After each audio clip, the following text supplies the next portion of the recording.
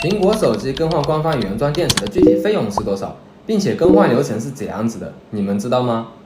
朋友们好，以这部13 Pro 为例，给大家演示一下 iPhone 13 Pro 更换原装电池的全过程。来查看一下手机的电池健康，电池效率目前是掉到 85%。返回查看通用关于本机，这台手机是一台扩容机，之前扩容到512G，大致情况已经掌握。先取出卡托，放入气密性检测工具，给手机检测一下维修前的气密性。打压完成，保压，显示绿灯，气密通过。接下来跑维修前诊断。苹果更换官方原装电池，维修前都要先跑一遍诊断。这一步是为了检测手机有没有其他问题。我们耐心等待诊断跑完，然后将手机关机，检测一下静电手环功能正常，开始维修。快速打下尾插螺丝，将手机放入专用拆屏夹具中固定好，推入热拆屏器中，开始加热。温度达到，需要等待2分钟，是为了让手机边框均匀受热，方便我们拆屏。放下吸盘，慢慢转动旋钮，打开屏幕。上面这个旋钮是有扭矩的。取下手机，打开屏幕，来看一下。粉丝的手机之前做过扩容，但是机舱非常干净，处理得很到位，给之前的维修师傅点个赞。把手机放入拆机托盘中，将屏幕固定好，给人脸组件贴上保护贴纸。防水胶我们后面再统一处理，继续拆机。打下挡板上的所有螺丝，取下屏幕挡板，取下电池挡板，断开电池排线、屏幕排线和听筒排线，取下屏幕，先放到一边。现在来拆扬声器和振动组件，方便我们后面拆电池。取下扬声器，继续打下所有螺丝，断开排线，取下振动组件，扯出电池胶，取下电池。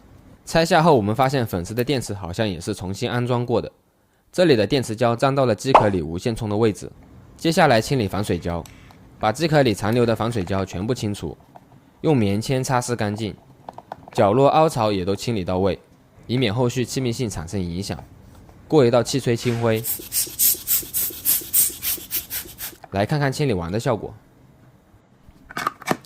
接下来拿出一个全新的原厂电池，苹果的原厂电池里都会配送一套全新的螺丝，我们后续的安装全部使用这套新的螺丝。现在来安装振动组件，扣好排线，打上固定螺丝，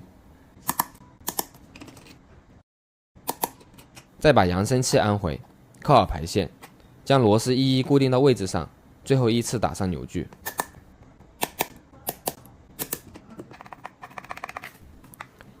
拿出全新的官方原装电池，扣回机壳内，将手机放入电池按压工具，来回滚动按压3遍，保证电池紧密贴合。扯出电池保护盖板上的双面胶，取下保护盖板。我们给手机贴上一张全新的原厂防水胶，13 Pro 的防水胶这里是带一个小海绵的。盖上盖板，放入专业防水胶按压工具，进行防水胶第一次保压。保压完成。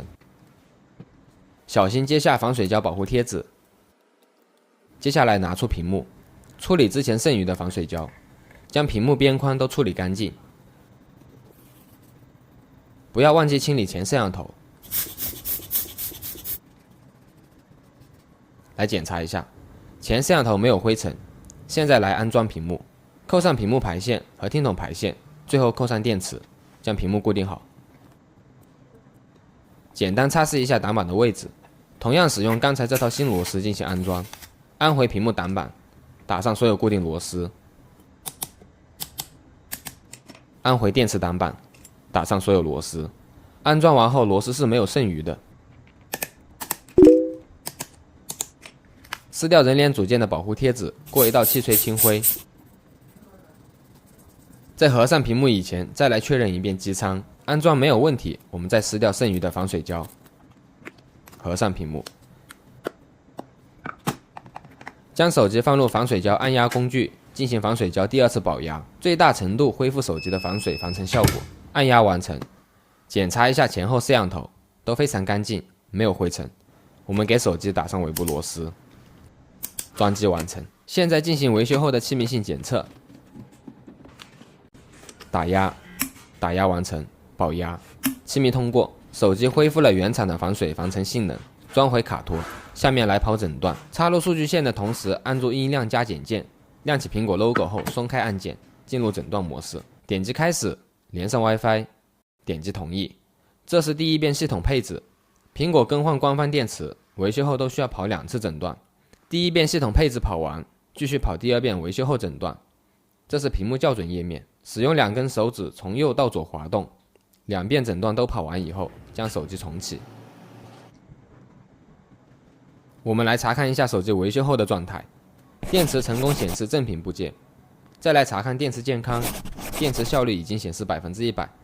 粉丝的钢化膜还非常新，我们就不换了。将手机关机，进入收尾的清洁工作。按照惯例给粉丝的手机清理一下听筒网、扬声器网和尾插口，把机身和屏幕全部擦拭干净。这是清理完的效果。这台 iPhone 13 Pro 更换原电到此已经全部结束了。将这块换下来的旧电池打包好，后续会发还给官方。你们关心的收费问题，